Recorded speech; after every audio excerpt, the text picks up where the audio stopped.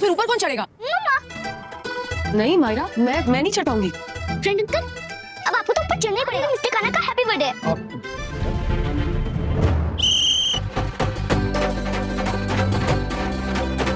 और चकते बर्थडे तोड़ दे मटकी।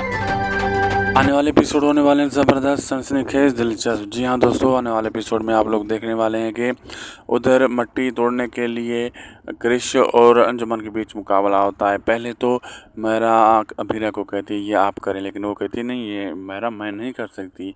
तो फिर वो अंजुमन को कहती है ये अब आपको मुकाबला जीतना होगा। तो अंजुमन थोड़ा घबरा जाता है, लेकिन अरमान उसे इशारा देता है हाँ तुम करो। तो फिर वो कहता हाँ मैं तोड़ता हूँ इस मट्टी को। तो उधर ऊपर क्रिश कहता है इसको तो मैं तोड़ूंगा। तो फिर दादी सा कहती है चढ़ दे फटे चकरा, अंजुमन तोड़ दे इस मट्टी को। तो फिर मुकाबला इन दोनों के बीच में शुरू हो जाता है। अब आगे देखना मज़ेदार होगा कि कौन पहले की माटी तोड़ने वाला है। वीडियो अच्छी लगी तो लाइक शेयर सब्सक्राइब ज़रूर करिएगा, हमारे साथ बने रहिए। मिलते हैं अगली वीडियो में, लाइक शेयर कीजिएगा। अल्लाह हाफिज़।